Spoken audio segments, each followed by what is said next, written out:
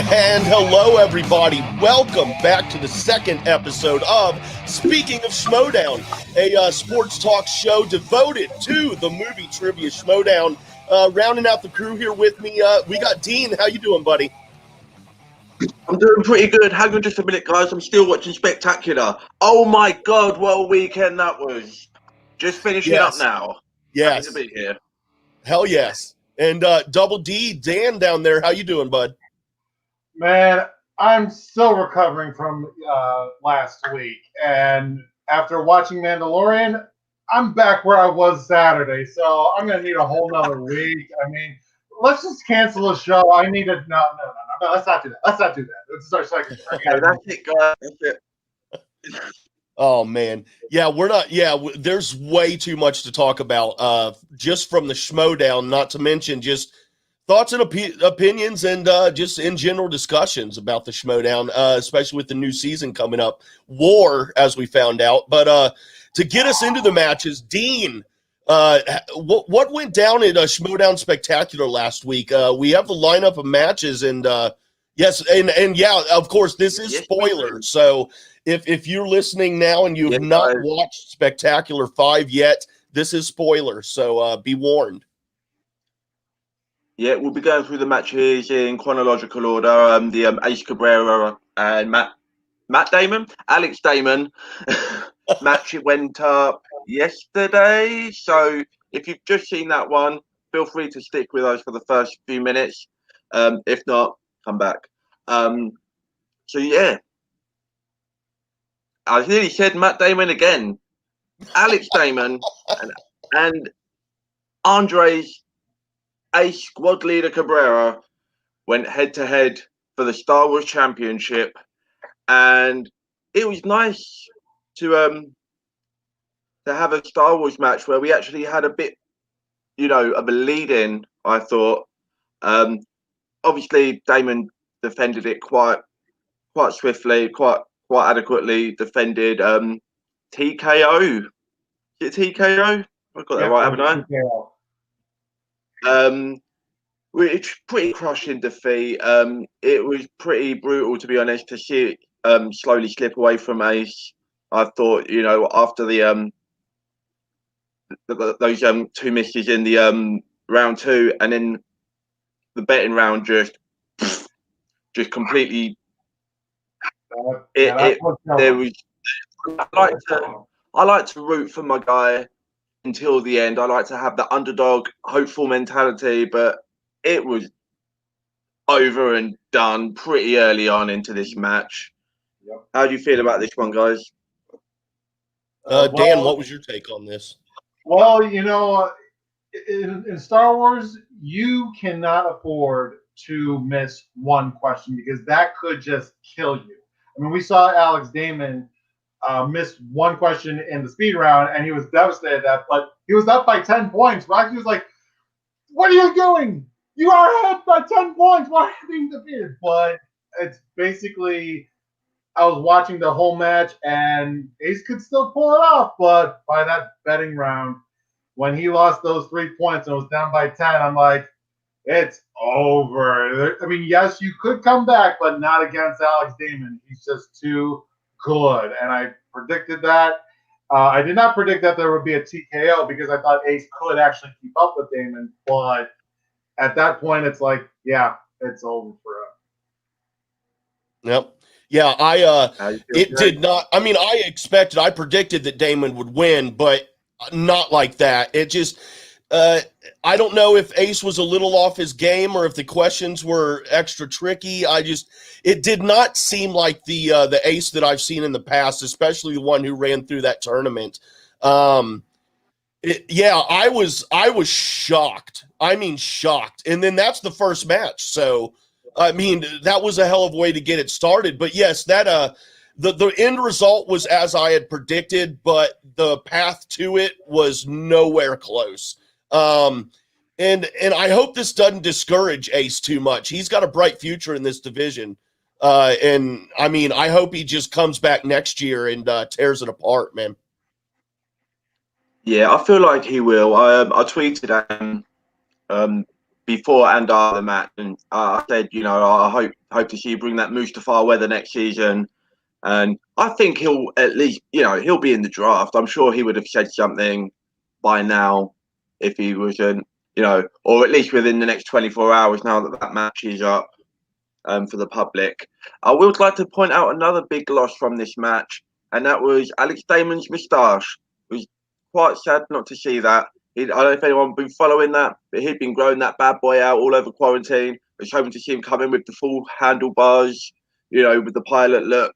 And unfortunately, that's two bitter losses I had to take on that one. Yep. Moving on. We're moving on. Anyone got anything else on this? Oh, before I do move on, I was going to ask a question real quick. Anyone else think it was a bad idea to have this match as the first match? Because if Swag won this match, they still would have been in the running for the faction standings. And if they didn't, which they didn't, it completely counted them out of that race. And I would have liked to have maybe had that, that dream of prosperity maybe dragged out a little longer. Anyone else feel that way? I'm indifferent on this one. Yeah, me too. The only place that I would probably put that is maybe where Inner Geekdom match was. But other than that, to maybe drop the drama a little bit. But other than that, I'm pretty happy with how it got started. So. Yep. Yeah, no, I felt like maybe you could have had that Jericho Young match up top and just milk out a little bit more anticipation. But I digress. Next, we have Chris Jericho and Brittany Young in a very close match. Pretty shot for shot, blow for blow. It could have gone anyway at any point in this match. Obviously, Brittany Young comes out with the win. Very happy to see that. Kind of feel bad for Jericho on a 2-loss streak now. He doesn't seem like, I don't follow wrestling, but Jericho doesn't seem like he's particularly used to losing at things. They call him Le Champion for a reason, I presume. Anyone else could correct that if he's not Le Champion material. He's supposed to be a winner, but guys, yeah, he's not looking too good here. Yeah, I know you're a Jericho fan, Jay. No, I mean, I shouldn't say no, but I'm just not a wrestling fan in general. There's nothing wrong with it. It's just not my cup of tea. But this definitely puts question into my mind as to, one, will Jericho be drafted next season by anyone at all? And two, if he is, honestly, would that be maybe a mistake? Would that be a weight on your team? Because he's not off to a good start. I mean, in the two players he's played against, nothing against Kevin Smith or Brittany Young. Yes, sorry, but they're not the caliber of a Bateman or a Chandru even, something like that. Chandru would run right through Jericho. So I don't know. You would think he would get drafted again next year, but I don't know. I was surprised by the outcome, but I would be more surprised if he is in the Schmoedown next season. Yeah, so because Christian loves him. He's a wrestling fan, so he's going to put him in as much as possible. And Roxy's going to probably draft him because no one's going to be drafted because he's not going to be managed by anyone else. But you got to have competitors that aren't at the level of Bateman, at the level of Chandru, because we're not going to have many matches if we just have all 100%. You got to have some that are maybe not so good or maybe not as good, but that doesn't mean that they can't be successful. Look at the Wildberries. Look at Dagnino. They were never good, but they're popular. So the success in the matches doesn't mean success in the Schmoedown. They're two different things. Touche.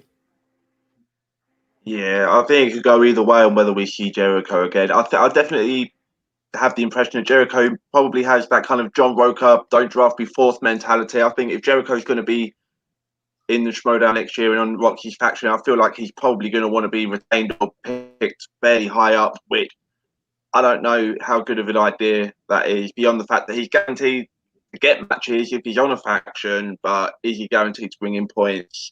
And on the flip side of that, it was a nice touch to see the dungeon win some points, because they haven't done a lot of that this year, and give Kaiser a stage. I'm always a fan to see Kaiser on screen working that mic.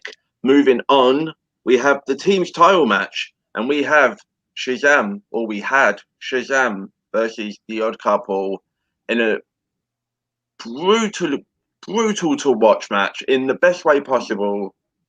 It was a real tough loss for Shazam, attempting to defend the belts there. Looked like they had it in the bag. We kind of had that classic Jeff Snyder slump, rear its ugly head, and it seemed like it was all over after the speed round.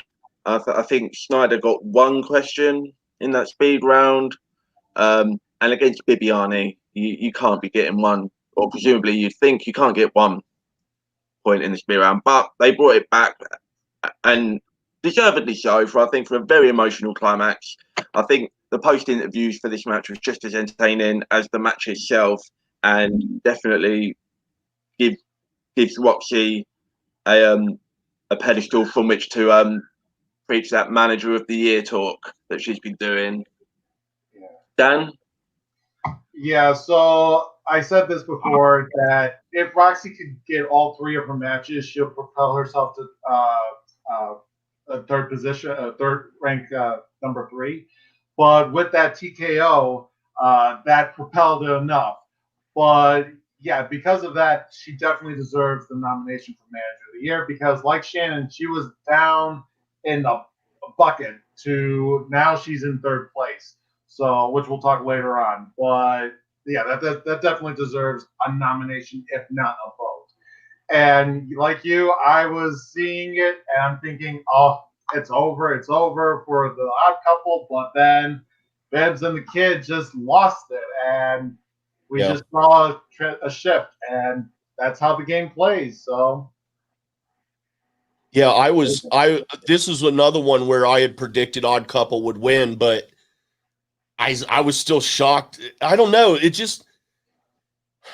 I don't know. Maybe it's because you build up expectations from watching all of these players and these teams over the years, but then you got to think, well, these are the title matches, so it's not Shazam versus the Pride. No offense to the Pride, it's Shazam versus the Odd Couple.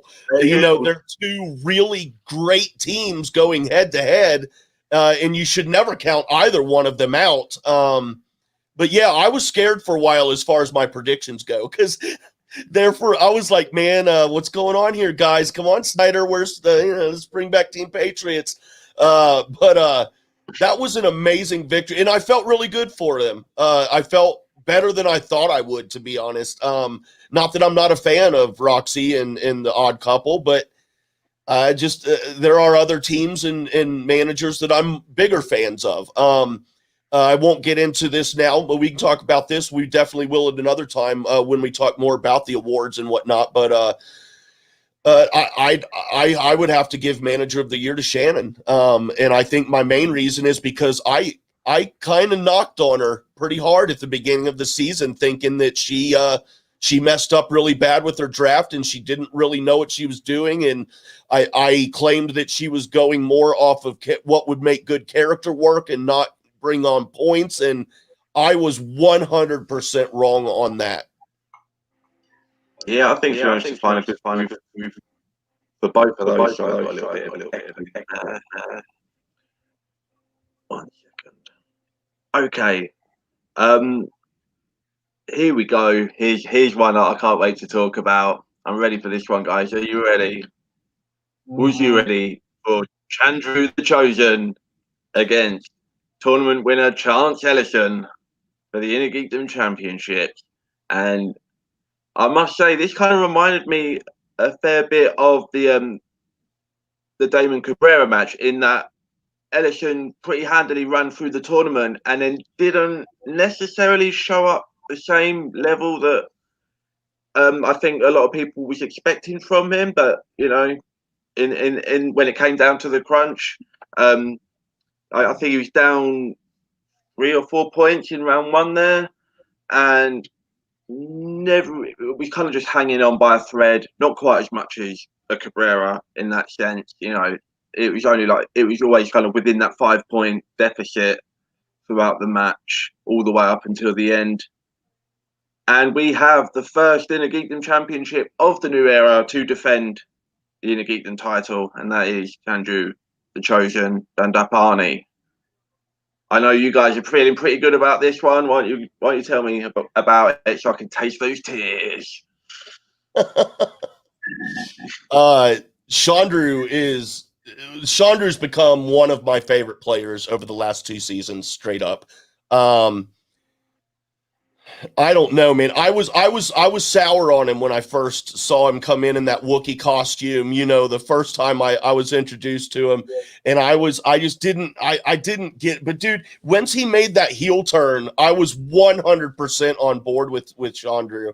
And that was a great match. Yeah, like you said, a lot of these players just didn't seem to be up to their game, which again is fine. And it happens. Plus, you're playing other really good people too, so that has a lot to do with it. But yeah, Chance, I think he's going to come back and make a big run at this again next season. There's something about him, and he's really quiet, which I like too. But Chandru, I can't. This has turned into me. I haven't even said anything about the match. I've just been gushing over Chandru. So someone else talk, because I'm getting flustered over here. Okay, so to correct you, Dean, Chance was down by 5, but Chandru was down by 2. So neither one of them got a perfect game, and that's the same thing with round 2. They weren't perfect. So yes, Chandru won, and we all expected him to win. But Chance did something what he was supposed to, and that's not to get knocked out, which is what, no matter how the matches would have arranged, that's exactly what Chance needed to do in order to deny Swag first place, to overtake Corruption from first place. So yes, Chandru won, but Chance did what he needed to do, and that's deny Swag from getting more points. So take that. Yeah. So, and that's one thing I love about competition and all of that is how, you know, maybe not like okay, we didn't win this match, but we stopped them from progressing, and that's always fun too in competition. I love that aspect as well. But yeah, so I value them over action. I'm sorry to move you on, Dean, but like I've been sitting on this for, you and I called this like a month ago that Zerflirt and Flaus was going to end up coming in here. I can't contain myself anymore. Dude, get us into this one. Get us into this one. So we open with almost looked like Brett Sheridan had been taken hostage. We had this plain white background. He's kind of looking deadpan into the camera. He's looking very serious, and I knew straight away. I didn't know exactly what was going to happen, but I knew he was coming. And then the music starts, the lights come on, and he shaves his head on camera, just straight in there. Yep. If that isn't grounds for one of the best entrances / promos of all time, sorry, Bibiani, the man shaved his fucking head. Yeah. You can't. That's not an entrance you can do every week. Okay, that's good, and that's without the match itself. I just want to, before we get into the, you know, because it didn't go his way for Zerflirt and Flaus, unfortunately. Good showing in round 1, but you know, kind of didn't go great, and ended up with the obvious knockout. But this is some of the best character work I've seen. Obviously, it's a character that he's done before, but not in the Schmoedown. He's only played 1 match before this, and we've heard numerous times how people find it difficult to not only have the competition, but to do the character. And I was mesmerized by the Flaus this whole match. His body language, the way his eyes were moving, the way, obviously, the accent, you know, he managed to just do such a good job of transforming himself into that person. Kevin Smith did a fantastic job of helping buy into that. Kevin Smith was making Flaus references like he's a real thing in pop culture. I'm sorry, Dean. Dean, I'm sorry. I love you, Dean. I'm sorry. I love you, dude. We got to move on in the next match, man. I'm sorry. We're running out of time here on this segment. We got to move on in the next match, or at least get into this one real quick because it was a good match. Kevin Smith brought it. He won it, which I don't think was a doubt to anyone, although I think I did say that Brett was going to win, and I expected Brett to really practice, really try to bring some points home and make a good showing, considering he's probably not going to be in the Schmoedown next season. I just don't think that's going to happen. But yeah, I mean, this was a good match, and I'm sure Kevin will be back next season with Corky Merckx, hopefully. But what do you think about this match, Dean or Dan? Yeah, so my girlfriend's never heard of the Flourishing Palace before, so when Brett brought out the Clippers, I was squeezing her tightly and going, ah, ah. She was like, I don't know what's happening, but I like it. So I got excited, and yeah, Kevin Smith won, and I mean, but it was an entertaining match to watch nonetheless. It was a TKO, but hey, if you're gonna go down, go out by having fun. That's a good model to live by. Yep. Let's get into the main event. Dan Murrell versus Adam Collins. What happened there, Dean? Yeah. Oh, yes. That match, just say the previous match was the perfect primer for this because this is one of the most serious matches, one of the tensest.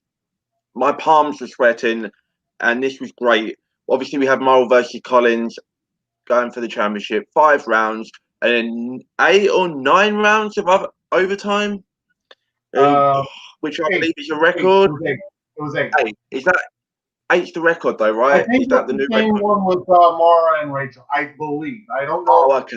I know it was that high. I know it was if it matched it, yeah, or close to it. I know it didn't succeed, but I think it tied it at most. Yeah, and certainly this is a record for singles and championship match as well, I would assume. We've never seen this much overtime in a championship match. Yeah, give me a second. Actually, wait, hold on. Yeah, I think it is the highest because the next highest was a tie, 33-33. But well, obviously that went to overtime. Oh, that was the match. So yeah, it was the highest one overall.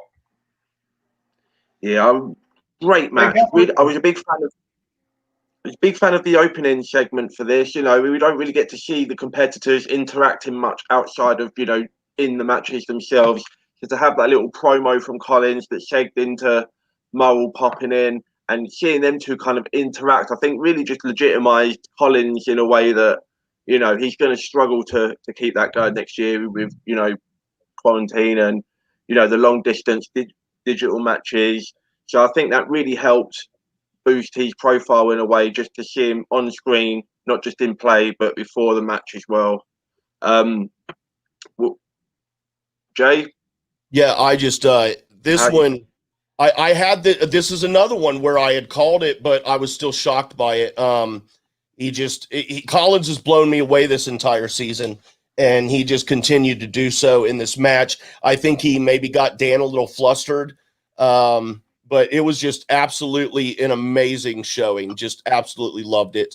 And with that and with that match, it wrapped up the spectacular, and we got our final standings for the year for the managers and whatnot, the factions.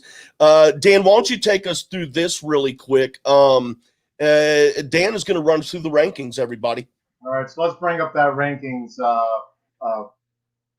So we see Corruption take the number 1 place with 71 points.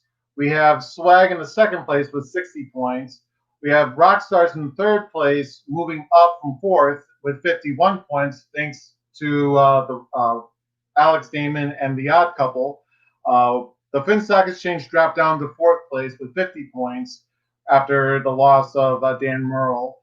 5th place is taken by the Quirky Mercs with 41 points. 6th place is going to the Den with 33 points. 7th place is tied with the Dungeon and the Usual Suspects with 22 points. And in last place, we kind of knew this for a while, is the Burning Droogs with 12 points.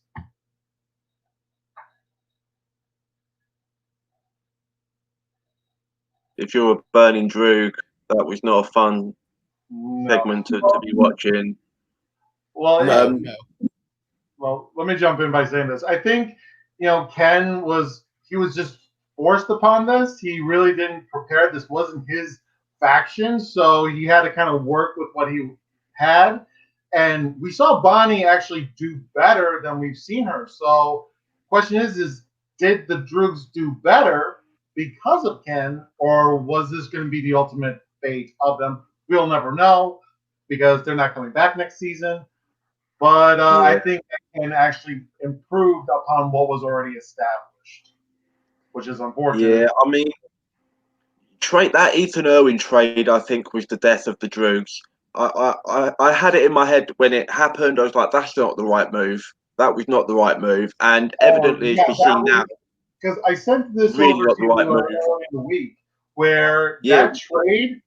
I mean, Ethan Irwin was that trade from trade points from what was it? The usual. No, wait, it was the Droogs.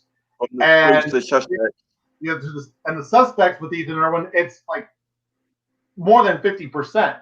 So that's 50% of what Ethan brought to the usual suspects, while Jader and Ken, they're a quarter, and Ken has nothing. So it really made all the difference. That was that paid out in dividend big time, pun intended. Yeah, it's pretty mind blowing that Ethan Irwin made 12 points, which is the same as what the entirety of the Droogs got for the season, and Irwin matched that by himself. So teams player or not teams player, he's definitely one of the front runners for the factions to be picking up next year. Very intrigued to see where Ethan Irwin goes. Hell yeah. And on that's where we stand as far as the faction standings, and it'll be interesting to see who wins manager of the year for sure. That's the one that I think could be up in the air between Roxy and Shannon. Nothing against Winston, but they're toward the Winston I would have had as a shoe in, but there the season went on, it changed. But now we have come to that point in the show, everybody, where it is time for Frenchie's Corner, where we welcome Louis, the Frenchie Monette, to the show. How are you doing, sir? I'm pretty good. I'm trying to do multiple things at the same time, but I'm good. All right. Louis is also our producer here on this show, so thank you for that. I have a hard time just remembering my name, so just timing itself is a challenge for me, but I'm very, very happy to take it on. All right, well, we got a lot of chew on, Mr. J. Wade. As per usual, our segment is because we rarely see eye to eye, and we got a couple of good subjects to talk about. The first one I wanted to shoot to you, Mr. J, was the length of the Spectacular. This was a hell of an event. This was an event, right? Not even wrestling do 8 hours. But is it too long? Now we had the experiment. We saw it. We felt it. We lived it. Is the experiment working, or should they make it like shorter or a different format? If everything in there is necessary, then I see no issues at all with it being 12 hours. As long as it's none of, as people would say, filler, which is something I hear a lot now with the Mandalorian going on. But and then you get into the discussion, what's filler and what's not filler. I would make the argument that the Jericho match and the Smith match were filler. They weren't really absolutely necessary. I'm not even sure if they deserved to be there in that event. They, yes, they're celebrities, but they're also Schmoedown competitors. So what makes them better than any other Schmoedown competitor? And why should they get any more special treatment? You cut those two matches out, you've got a more compact and shorter event. Well, okay, I get what you mean. There's other people you can put on. It's, yay, they're on, but they're not necessarily competitors. But you see the flip side, it's a win-win because it's a lot of people I've seen in the chat speculate, Kevin Smith, it would be so cool to have him, right? It's entertaining. And we have people we never knew we wanted to see on and try this sport like Jericho. And it makes something for different, but also flip side, marketing-wise, business-wise, it makes sense because you can attract new people, and that's what that's what they need. That's what Skybound is there for too, to have support. But to have support, you need views. So it's a win-win. Is it necessary? No. But does it add to the excitement? Yes. And this is what Spectacular is about. Well, what are we trying to do here? Are we trying to grow this into a sport, or are we trying to pander to people and get them to come in and watch this and hope that they stick around? And if you want to use Jericho as a draw, then I would suggest maybe not putting someone in who ends up losing 2 matches by the end of the season, one of them being in this big spectacular event. And I'll be honest with you, if I want to hear Kevin Smith give long-winded stories in between answering questions, I'll rent an evening with Kevin Smith or one of his other 4-hour long events where he just talks and talks and talks. Is this the Kevin Smith, an evening with Kevin Smith in the Schmoedown, or is it the Schmoedown? What's going on here? You know what? It's a Schmoedown with Kevin Smith. And okay, I get what you mean. Like, okay, I can get this somewhere else. But you know what you can't get? That monologue during a goddamn Schmoedown. It adds something to Schmoedown. And personally, he can hang. So we might have got a new character, a new personality, which is the star him, and have him maybe once every 2 to 3 months and be competitive. But overall, this is just to have entertainment and see the what ifs that we never thought would happen, and it works. Does it take away from other competitors? Yes, but this is why next year there's more matches. You won't have this problem, so you just fine tune it, and you'll have an amazing spectacular with more celebrities, and people won't be left out. I still stick with my previous statements. Jericho's not pulling his weight, and if Kevin Smith were anyone but Kevin Smith, Christian Harloff would not let him talk for as long as he lets him talk. But that aside, the even greater thing is here that, dude, I may be a single man, but I'm not alone here in my household, man. I got things to do. I've got mouths to feed, and dude, my cat depends on me to take care of her and provide her needs. She's sitting there looking at me, wanting food, wanting me to change her litter box and all this stuff. I'm like, dude, I'm in the middle of a Schmoedown event here. I don't know what you want me to do, Kat. But that's why, you either take out the unnecessary bits to make it shorter and more compact and to the point, or maybe perhaps break it down into halves. Yeah, I get it, but that's why you can rewatch it after. Like, yes, it disrupts, but you still have the option to catch up. If you don't have to watch it live, you don't have to. But don't penalize those who can watch it live and for the full extent, just because your cat is a wife apparently, and it needs your attention. But that being said, don't penalize both. Keep it on, because even if you're not available, you can still catch up. It won't take a week, right? You still paid for the link. Everything's good. All right. Again, yeah. Now, my next question, I actually am very curious, because you don't have to match him up, but he would be wasted if he's not put in a team, right? Dan, we're not talking about faction. We're not talking about who's gonna, sign him up, draft him, etc. I want to know your thoughts on who should he be paired up with. Well, something that I've been noticing, and especially with the draft opening up anymore, but it feels like they're bringing in a lot of fresh faces, a lot of younger people into the Schmoedown, and that's just obviously that trend is going to continue, especially as the viewership goes up. Therefore, I think the old dogs need to stick together.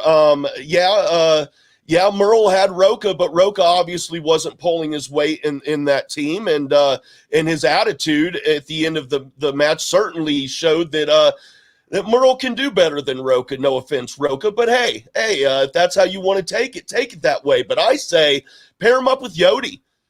Put the two old dogs together. Put the vets together who have both been crapped on and belittled as being old and out of the game. Put them together. Let them run through this young blood and show them all what it's really about.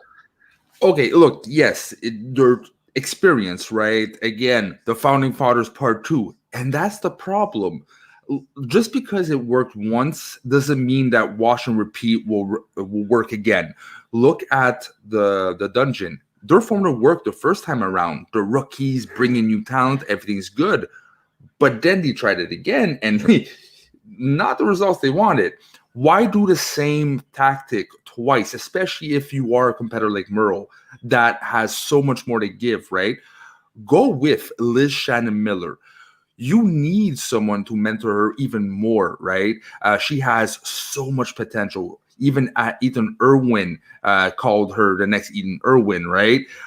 So she has a lot of potential, but you give Merle that status of mentor and having an apprentice because he's phenomenal and he can transcend more than the character he had with Roka.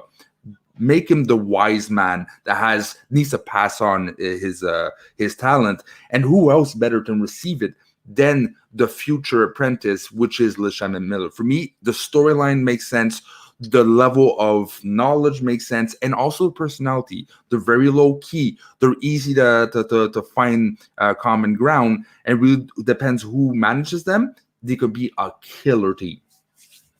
Who are you saying? Liz? Lightning in a bottle, Jay Wade. Dude, the only lightning I'm aware of is Mount Lightning, which is the generic brand of Mountain Dew, dude, which is my jam. I don't know what you're talking about, any of this other stuff. Dude, rough, bring Yodi in. He's got a cute dog. Her name is Leia. And let these old dogs off their chain and they'll run through everybody. I don't know who you're even talking about, man. I'm sorry.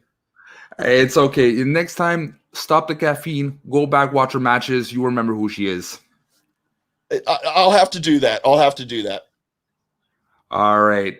So if ever you guys are watching, you're curious or you really want to give your opinion on these two subjects, just go ahead and call on in, give your opinions on what we talked about or anything Schmoedown related. That'll be all for me. All right. Thank you very much, Frenchie. All right, ciao, man. And with that, Frenchie's Corner, everybody. And bring my cohorts back on here. I think I said that word right. But yeah, guys, let's get your opinion on this one. The latter half of that. Who do you think should be paired up with Dan Merle? And anyone out there listening, watching right now, feel free to call in. We'll put you on the air here. You can give your 2 cents on this as well. But until then, Dean, what do you think when you think about a good, perfect team pairing for Merle?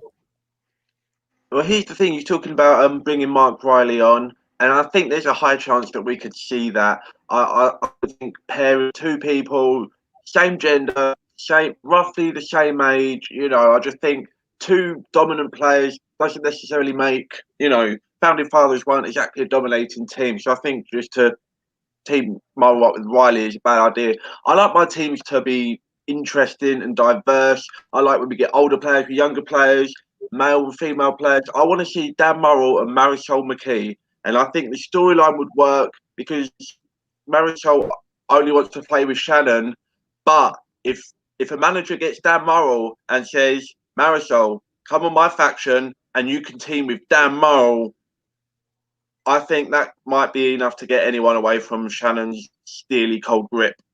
And I think that team would be awesome. And the mentor role would work, I think. I could just see that working for me. Dan? I'm going to go with a crazy one, with Video Drew or Tom.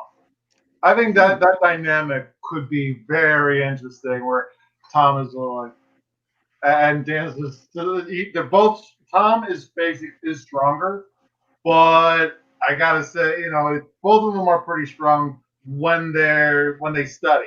So, but I will say that Tom and Dan probably could be a good, interesting choice thematically, game wise, and basically everything. That's just what the Schmoedown is good for. Yeah. Why not? I don't know. I really do. Yodi just popped in my head because of the way they were both done. They were already in a team. Season 2. Those poor Team guys. Champ. Yeah, Team Champ. Yeah, but Yeah. they only went two rounds. So yeah, that was We'll see. I mean, wouldn't hate you to put see it them up back. against anyone who can, it's going to be a great team because it's Dan Murrow and whoever. I'm sure they're going to think about it. Yeah, and that'd be a great way for Riley to stick it to Bateman as well, right? Because you know Bateman had got a chip on his shoulder with Dan Murrow, and That's a good one. That's a good one. I like that.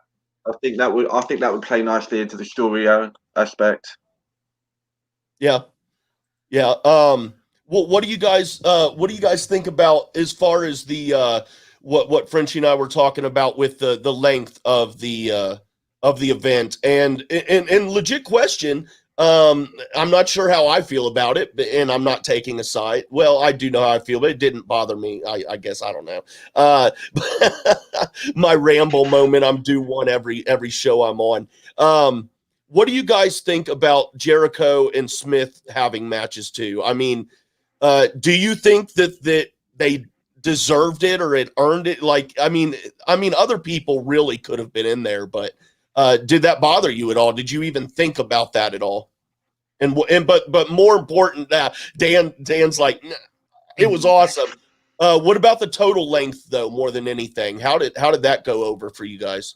Well, I mean, obviously we're in the digital age, and with the digital age, the digital age has been longer matches, and I think that's a byproduct of this being the digital format. I think when we go into more live studio matches, we're going to see that length shorten down a little bit, back to like the hour 45-minute mark.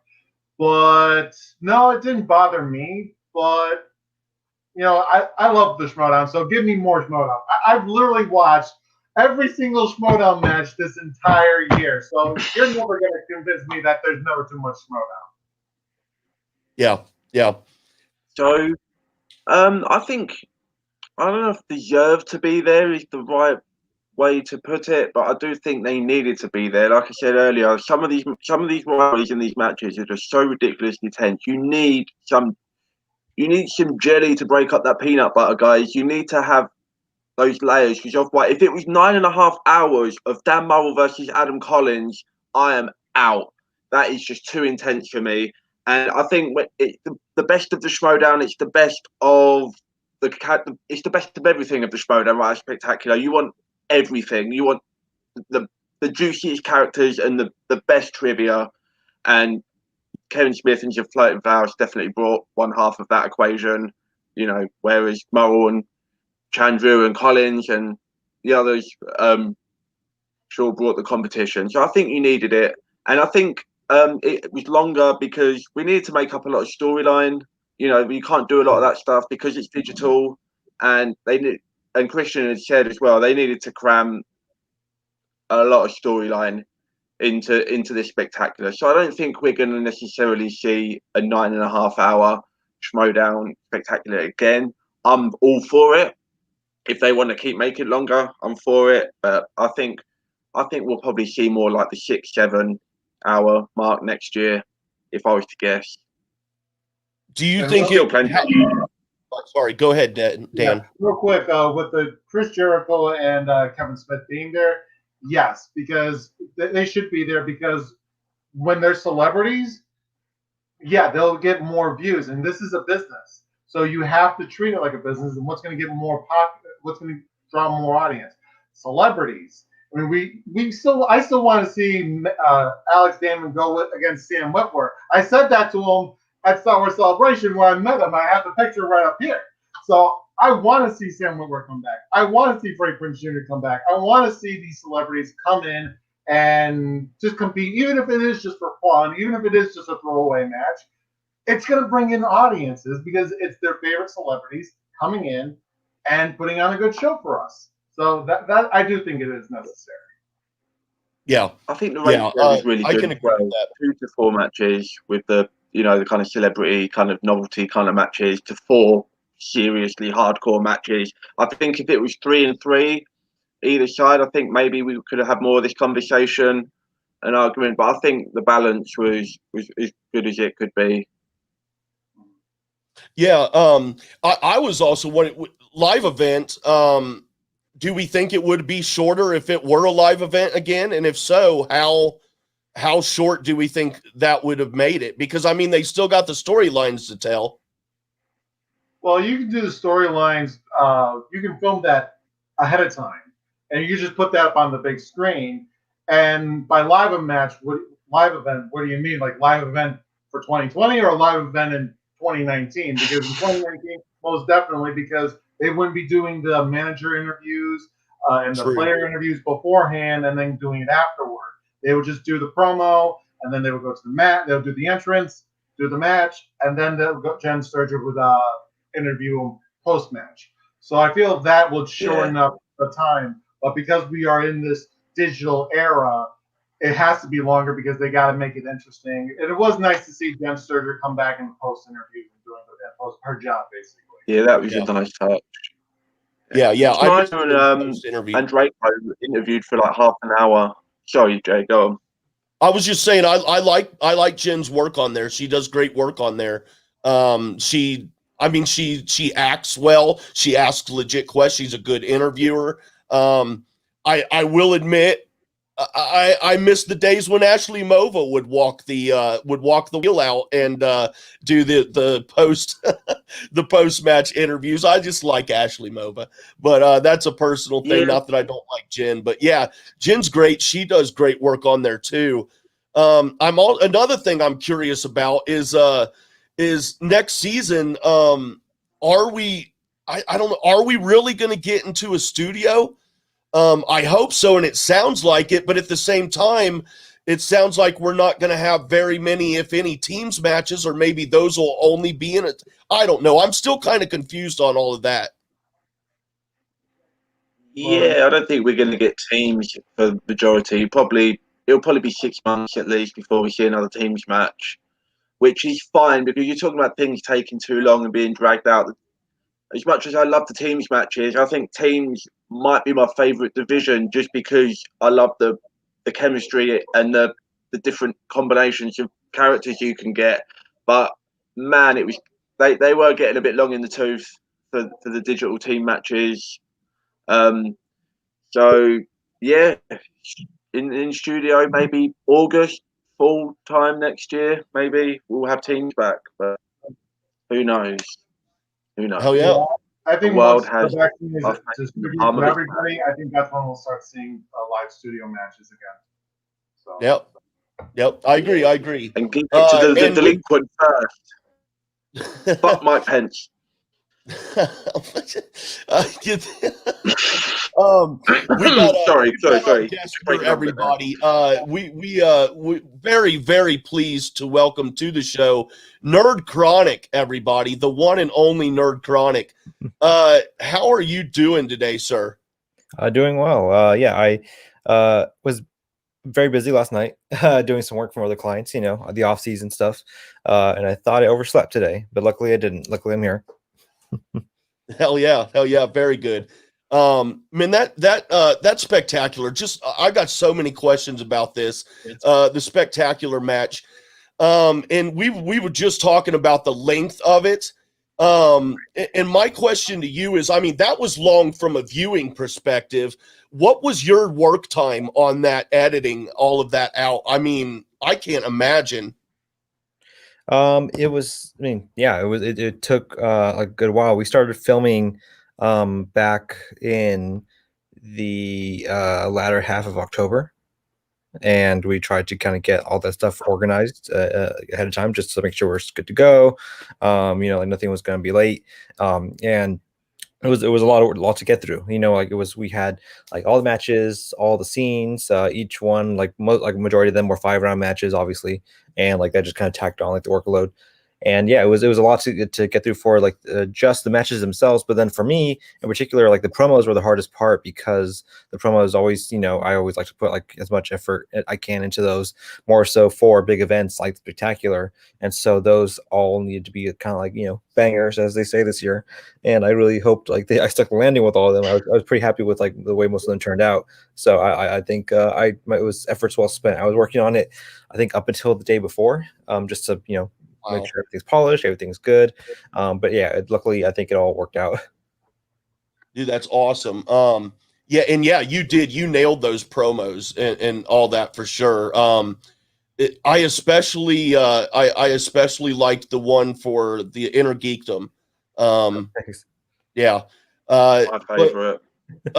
Dean up there has a question that now when I first had told them we got Nerd Chronic coming on, because I like asking I like talking to folks who work behind the scenes, not necessarily on camera competitors and stuff like that. It's a little bit more interesting, I think, to get that feel and those opinions. But Dean stole my thunder with something he wanted to ask, so I'm going to let him ask it. But I really want to know this. I'm very interested. Yeah, So great to have you on here, by the way. thanks. Obviously, we know that we've heard from Christian and various places that you were originally going to compete, and then you stepped away from that to do the editing, and that must have been its own kind of hard decision for you to make. But then, even if though you're not competing, even just as a fan, how are you able to enjoy the Schmoedown as a fan when you're editing it? Because surely you said that you were filming as far back as October, so that kind of half answers my question in that you definitely wasn't doing it anywhere near chronological order, I would assume, because obviously you had to wait for like the tournaments, the team's tournament to finish and stuff. And are you able to watch it in real time before you get the footage? And then, how do you juggle that if you do? I'd love to know. Yeah, so for the most part, a majority of the time we actually do film in chronological order. Like for Spectacular, we were able to because we kind of knew at least the matches that were going to air that night. We were able to film in order of like when they would debut of the schedule. Yeah, we had to kind of like dance around the teams tournament, kind of finishing up a little bit by the end of it. But luckily, by the time it did, we hadn't shot the teams match yet, so that way it kind of locked into place when it got there. But yeah, as far as like getting enjoyment out of the show as the editor, I have I have the luxury of one, like I am in the tapings, like when they tape it like through the StreamYard link and everything, and we do all the everything. So I'm there, I'm watching it as it's happening. So like it's still like a novelty for me. I still get to see it as like a live show, like every single time. I don't know what's gonna happen. Oh, that's cool. There's That was nice. yeah. Yeah, there's a couple times I couldn't make it, or like the room, like for the teams matches, like it's a full room. As you might know, like StreamYards only lets you have, I think, 10 people in the waiting room, hanging out and doing stuff.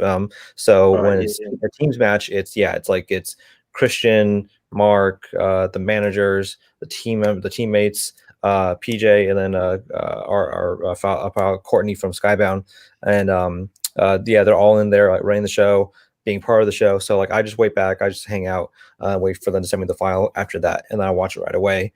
But for the just as watching it as a fan, I was a fan to start with when I first started, with the show, and then I eventually evolved into the editor or the promo editor, now the lead story editor, and I like still get like a lot of enjoyment out of it, even though I've seen the match when it taped.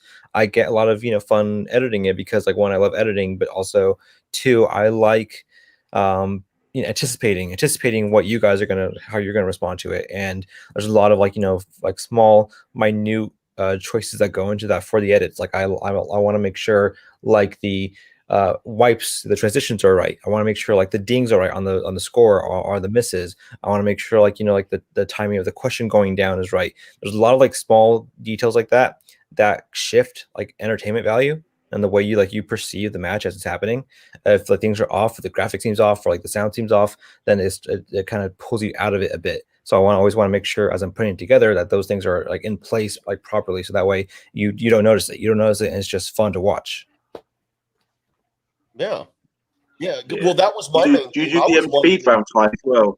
I'm sorry. I was just going to say, I was wondering if you were in there maybe making notes as things are going on, watching the matches. I need to tweak this. I need to work on this. So yeah, that was one of my big things I wanted to know too, was when you get to view the matches. That would be just terrible if you had to view them. I can't imagine if you had to view the matches as you were editing them for the first time. Yeah. All the stopping. I don't know. I mean, I don't know your process. That sounds terrible.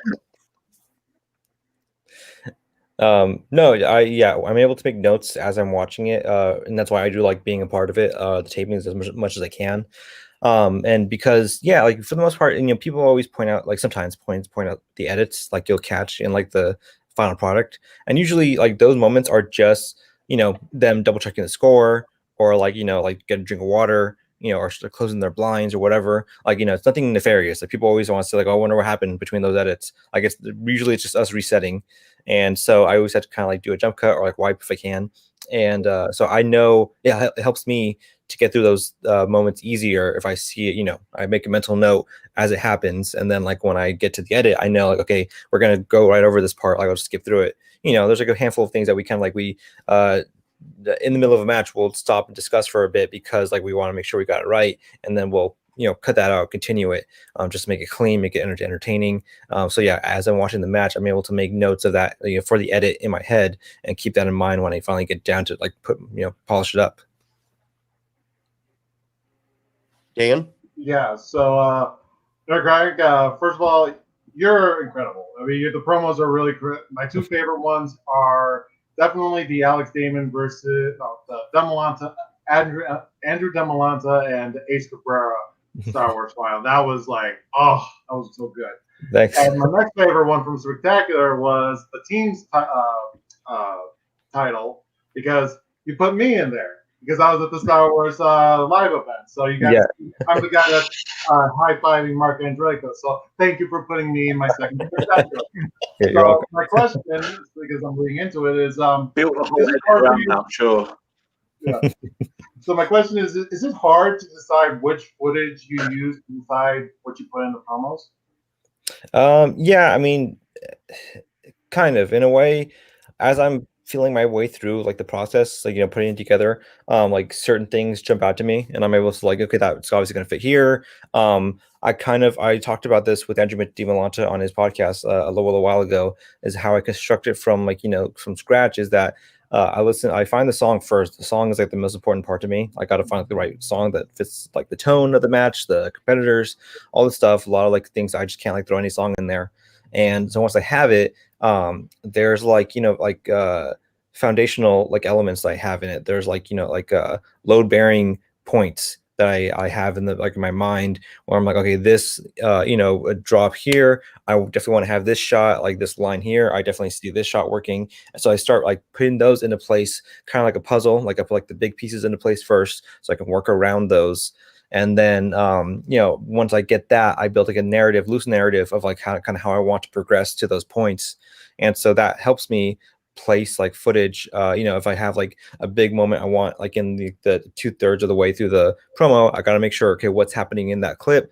Now I got to build the narrative to kind of fit that, to work its way there, so it makes sense. I can't just like start from someone's season 1 debut, also now they're like we're in season 7 and they're doing stuff. We got to kind of like have like a small through line there to kind of show people like what this means, like how it ties together. And having the footage now after doing so many is easy to find. And so like when I have something in mind, I'm like, okay, well, I'll just pull this from here, I'll just put this here. And it's kind of like dumping out like 100 puzzles worth of stuff and like putting together like a new picture every time. Like I just like the pieces will fit somewhere, but I just know every piece like very well. It's not, I know like if I want to put something here, I'll just grab this and grab this and grab this. This year in particular though, I think it was a little bit difficult. It was a little more difficult because we're not in studio, so like all we have is like the digital matches, which are fun and like they've been fantastic. But as far as like shock value spectacle goes, I really need more of those like slow motion, like really cool like shots that I've put together with my buddy Dwayne Burke, doing all that stuff. And I kind of wish, I hope we can get back in the studio as soon as possible, because I really want to start shooting that stuff again, because that's, I think, what really makes all the promos pop more than just like StreamYard clips. Yeah, well, you make them great. So thanks, thank you. To kind of follow on from that quick with the footage side of it, do you have some kind of agreement with all the competitors that anytime they make a promo and upload it, they have to send it to you as well? Or do they make you go like trawling through their social media for any little clips, like a Brandon Hanna or somebody like that, who are constantly posting things on their social media accounts? You have to go searching for all of that stuff. It depends on who they are. Like some of them are pretty good at sending me that like right away. You just like they know to like make sure it gets to me so it could be used in the match. Some like I keep tabs on like as much people as I can to like see if they're posting stuff or like some of the after shows to see like if there's a competitor or someone relevant at the moment. Like if they're on a show that they say something cool or exciting, I want to grab that clip and put it in the match. And so, yeah, I try to keep tabs as best as I can. But for the most part, procuring promos from everyone, we have people from Skybound that help me out with that. Like they are really on top of that. They helped me out so much this year, just like organizing all that stuff into the folders and like making sure everyone got the stuff on time. So that way, it was like the last thing I had to worry about. I just had to like find the folder with the stuff in it, pull it out, get to work, and like it made the whole process much faster. That's great. Cool. And nice visions of you like having to show this tool to everyone. Yeah, Skybound being coming on into the picture is you can tell it's up the game so much. But I do want to kind of backtrack a second here. Like we all know, you were going to enter the draft, but because of your job editing, just not going to work out. What division would you want to play in the Schmoedown? And of the managers and the factions, is there anyone specific or maybe a couple people that you would want to or you think would be able to manage you very well?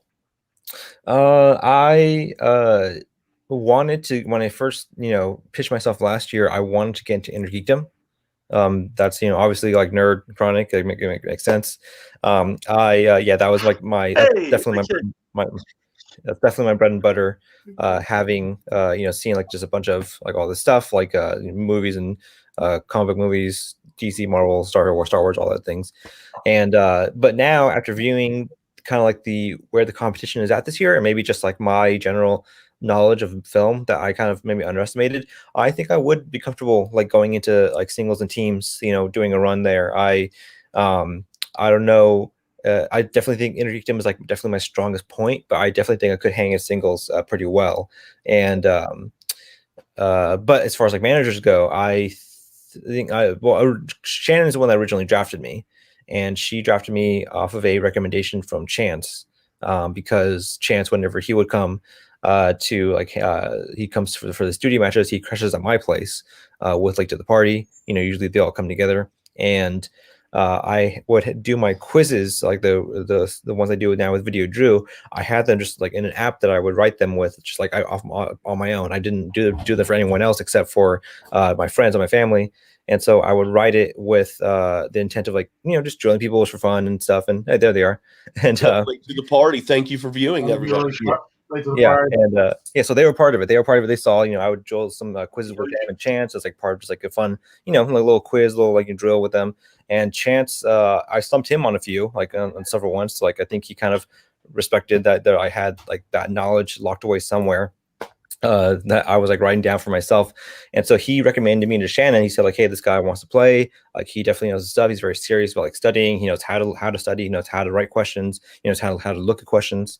And so she, at the last year's awards after the draft, she still had 2 spots open, or like 3-4 spots open maybe.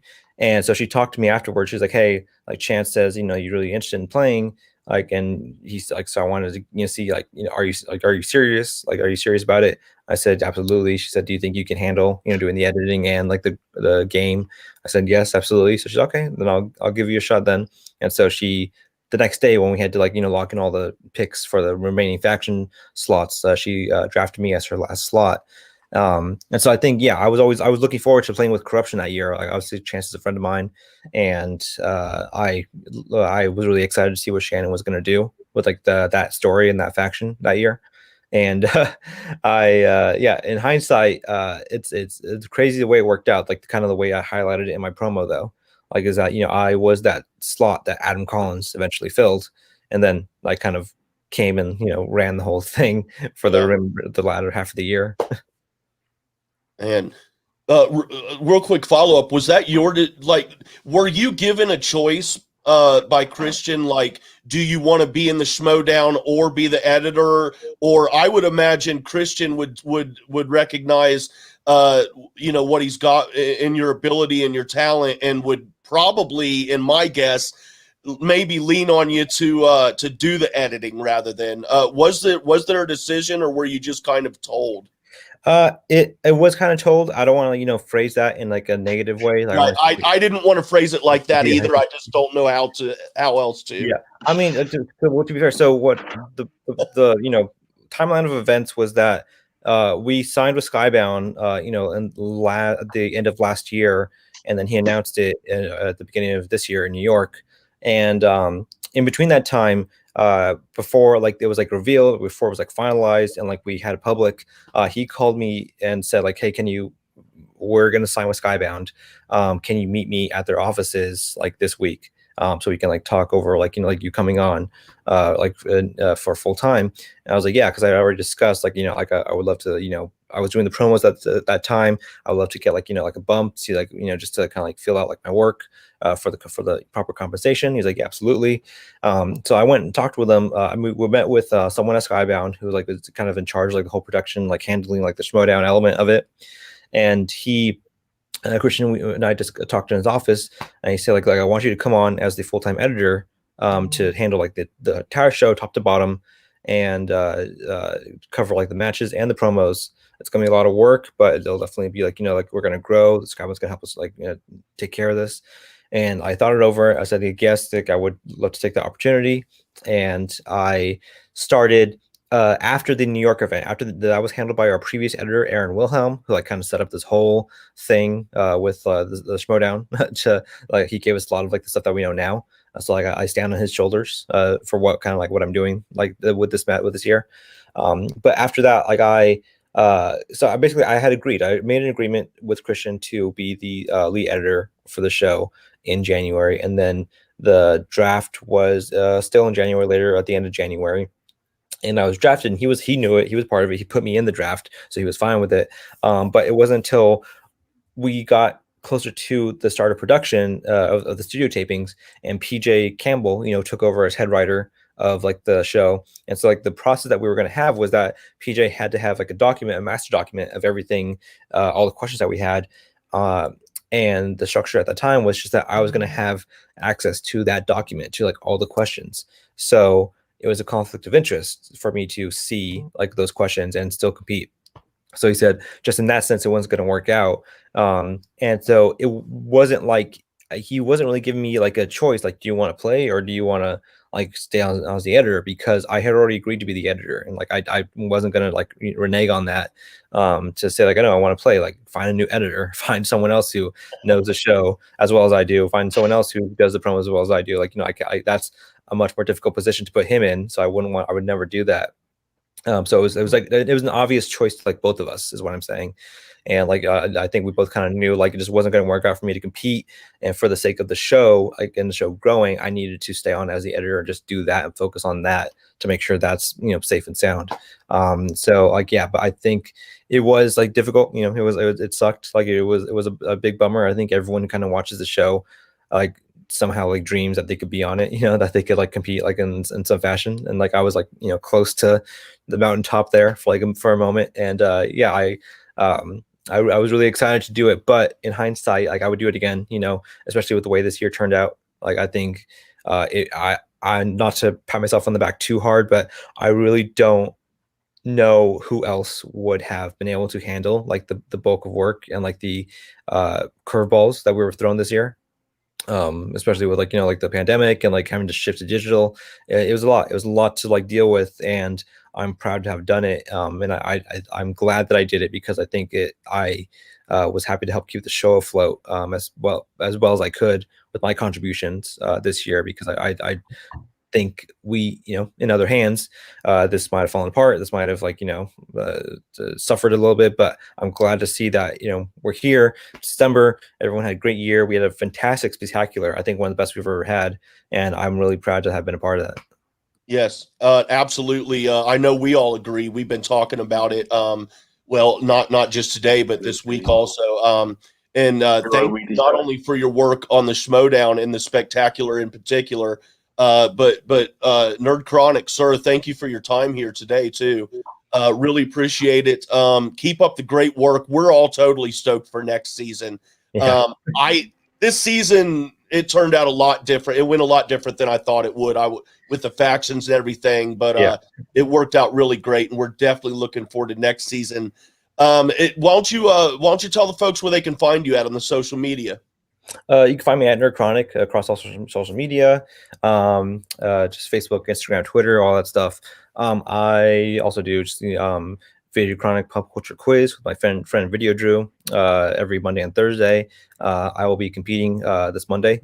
I will be competing on my own show, doing a short-term 12 quiz against Sabrina Ramirez. So that'll be a fun one. Yeah, that's about it. All right. Well, thank you very much, sir, and hopefully we'll see you back on here again sometime in the future. Thank you for your time.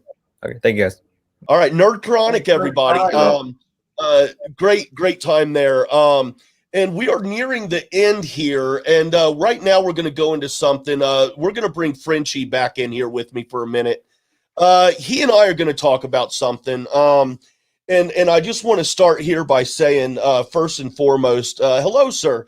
That one of the reasons I started this show is because I in the past have been a little critical, but I don't seem to have this everything is all good, everything is always perfect in the Schmoedown world attitude.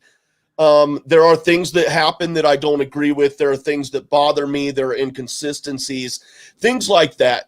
Now, I will admit in the past I have approached bringing these things up in a very poor way. Christian Harloff knows that personally, as he has called me out at least once on Twitter for how I have approached some of these things. But there is something very serious that we need to just talk about here. And I wanted to bring Frenchie in because in a way he's involved in this specific thing. But I had, we're getting to the awards here, and there's a question, not just here. I've heard of some people having discussions about it. And the question is, I guess I will pose it as should or is it fair, or our thoughts on Schmoedown competitors also being nominated as reactors on the reactor shows. Well, that's something you and I talked about the other night, Frenchie. Well, look, my initial reaction was, come on, right? It's fan reaction shows. The word fan is in it. But to be honest, more I thought about it, more I realized, look, if you look at the category, the nominees or potential nominees, it's a mix of a lot of things. There's shows with people who are in the Schmoedown, who used to be pure fan shows. It's a mix. It's not just a dominance of, right? And it's healthy to have a mix. And to be honest, they're not at a rundown level, right? At one point, Rundown kept winning, and because they're the main popular ones.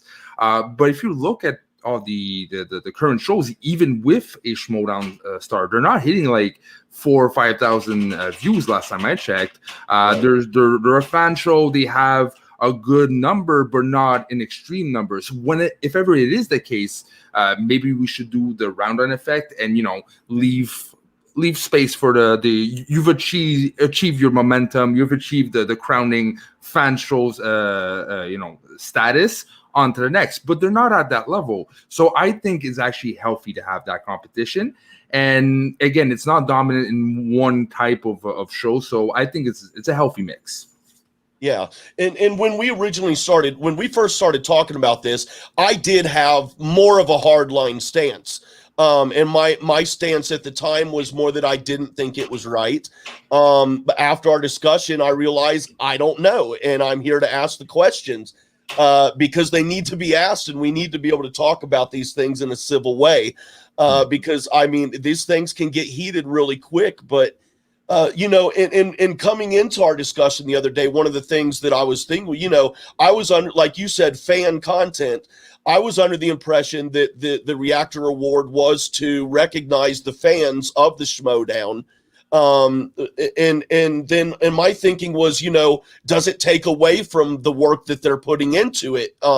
When you have folks who are in the Schmoedown and, and not taking away from anyone's content, but having a name on your show, it definitely helps. And that's kind of the tricky area that I see here that, there is definitely two ways to look at it. And that's kind of one of the ways I've been looking at it.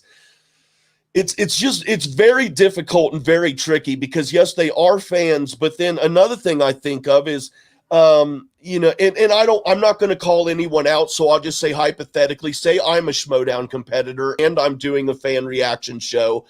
Would it be right if I was ever in a position where I could win both a Schmoedown award and a fan award? Because I don't know.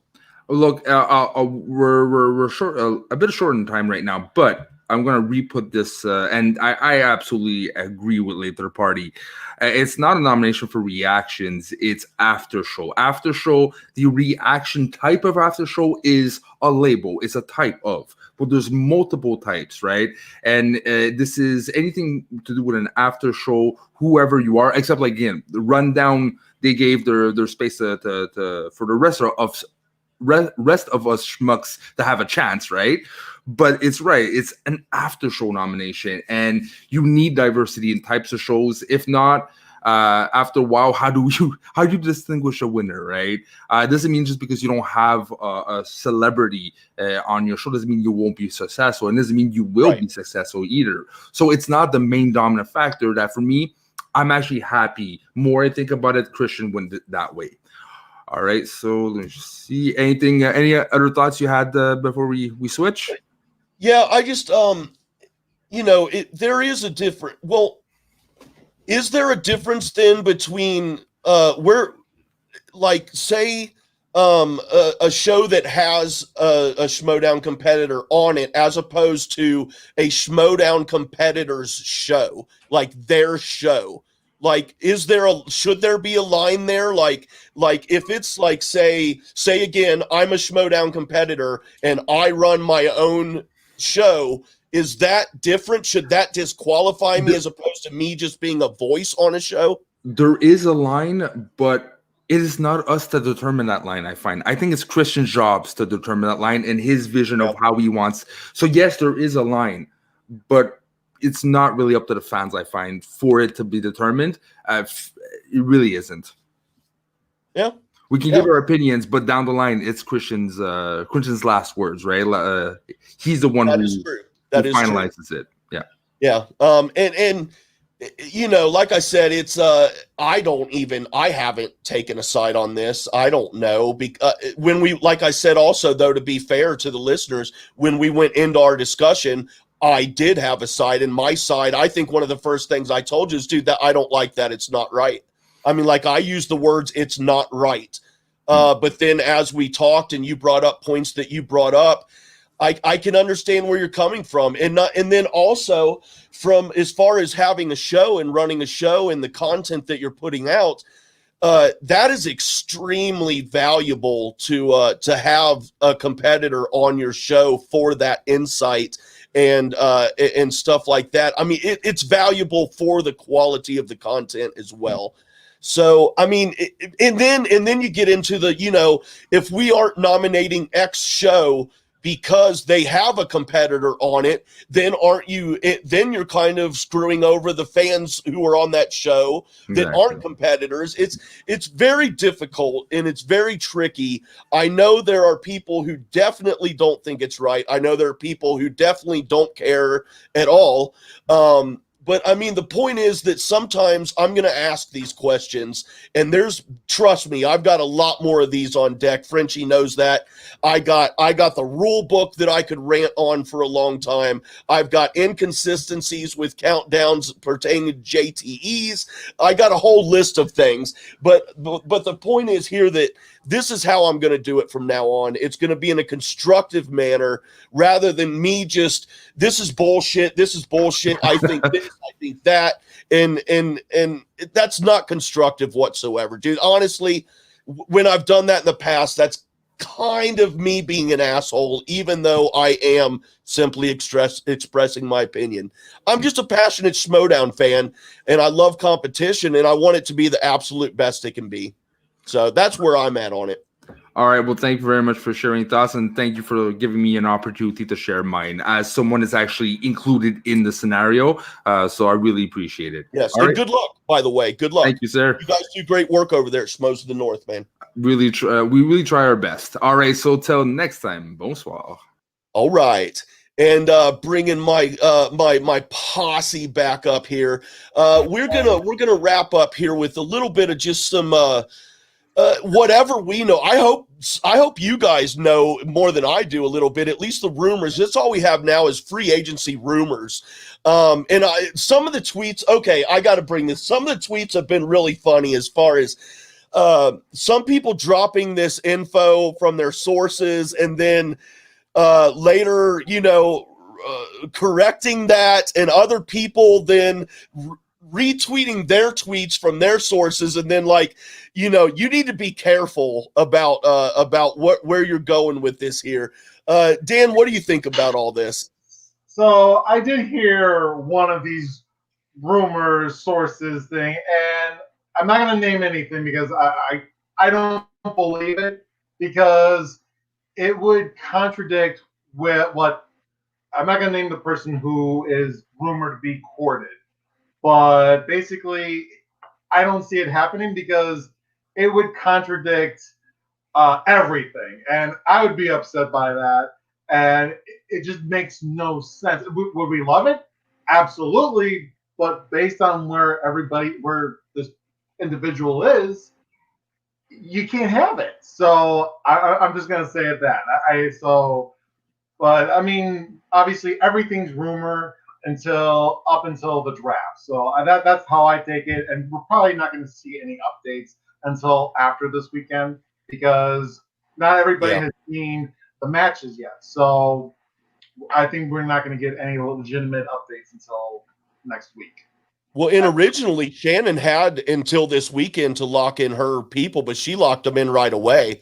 Yeah. So it was pretty obvious that she was going to lock in at least Mike and Chance. The only one that would be variable would be either Adam Collins or Laura Kelly, in my opinion. But obviously, she went with Adam Collins because he won the belt, of course. Yeah. Which well, that's real quick. And I'll kick this rebuttal from you, Dean, on this. Your thoughts on this, because when she locked in her 3. And then she proceeds to tell everyone, you better not come after so-and-so and so-and-so. I'm like, dude, now what the hell do you think people are going to do? I want to know who is going to be the first manager with balls big enough to go after and draft one of those 2 ladies. And then when one manager drafts one of them, who's going to be the next manager to draft the other one? Just a mess with Shannon. Because when she said that, I'm like, it's like telling a kid not to put your finger in a light socket. What are they going to do? They're going to try it anyway. So, Dean, what did you think about that? Did that occur to you at all when she said that? That's exactly what I was going to say. That was the first thing that went through my mind. I get kind of mentioning, those are my people, those are who I want. I mean, we don't need to hear it. We know that, Shannon, we kind of know who her top 5, 6 would be anyway. But she definitely, I think she went way too hard into that point, to the point where she was kicking the hornet's nest with steel toe cap boots on. It was, of course, somebody's going to call her bluff. I mean, look at the situation. What could you really do if somebody picks up Marisol or Laura Kelly? What could she really what's Shannon's response to that? I don't see the threat. Shannon's not organising the matches, so I don't see really what she. Yeah, I was going to say, Dan, answer that for us, because you're our numbers guy, you're a stats guy.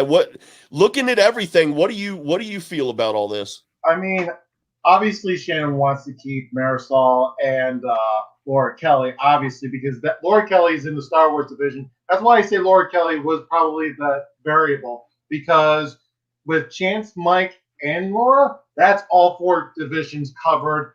Take it to the bank. But obviously, Adam Collins got the title, so she had to choose it because he's the highest point earner in corruption. He earned, I think, 28 points. I have it right here, but he was the highest. It was the highest point earner for corruption, so obviously she had to go with it. But I kind of agree with you guys. Once she had mentioned Marisol and Laura, this kind of had a.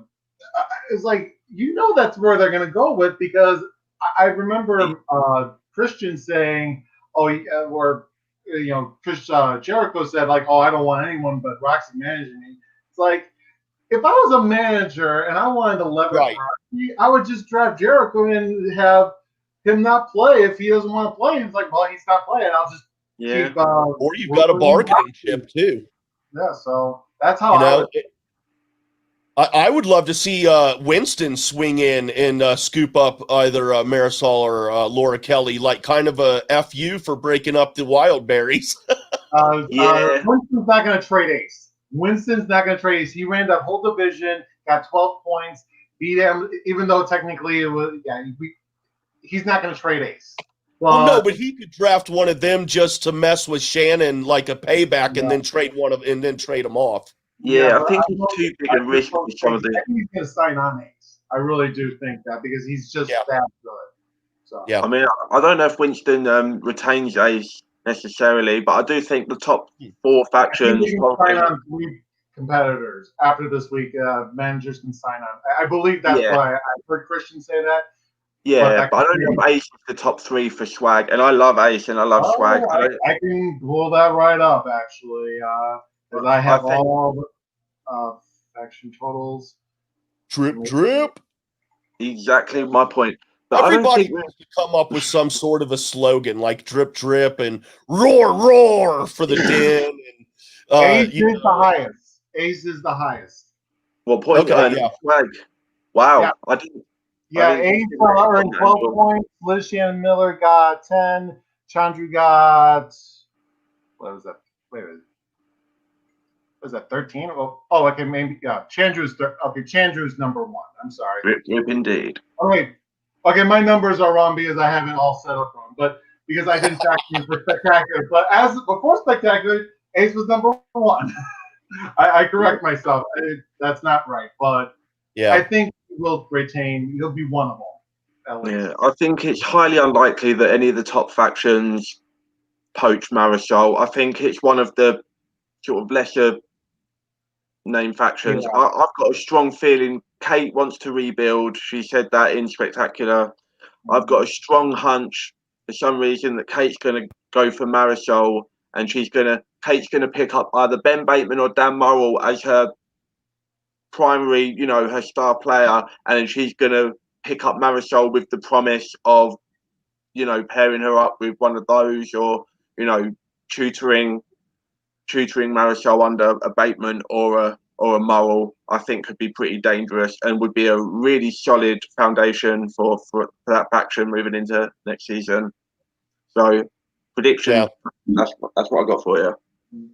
Yeah, this offseason has just started. It's going to be interesting. And, of course, until the season starts, we're going to be talking more about it. We'll talk more about free agency next week. Then as the draft draws near, we'll talk more about that. We'll even break down I'm sure we'll get into the awards also and make our predictions there.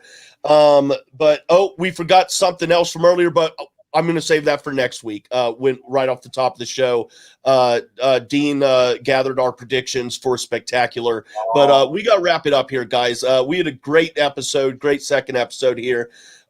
Dean, for those listening, why don't you go ahead and tell them where they can find you at on the social media, buddy? Come follow me up, guys. Follow me all day and all night on Twitter, Dean Lewis 2099, and let's get that count up.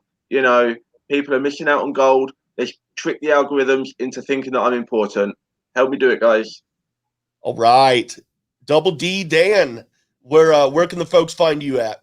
You can find me at Twitter at Dan Dolinsky. It's just simple Dan Dolinsky. And let's see if I can have more interesting topics for you to talk about. in the offseason. All right, guys. Yep. We're gonna have some stuff next week for sure. We have got Tim Sim will be joining us next week. Yay! Trivia SB alumni! Yay! All right. So I know Dan's excited for that, but until then, you can find me on the social media at jwade1134. That's the letter J, WADE 1134 on the Twitter there. Also follow the JCast Network on the Twitter. And please subscribe to this channel, follow there. And until next week, everyone, have a great and safe week.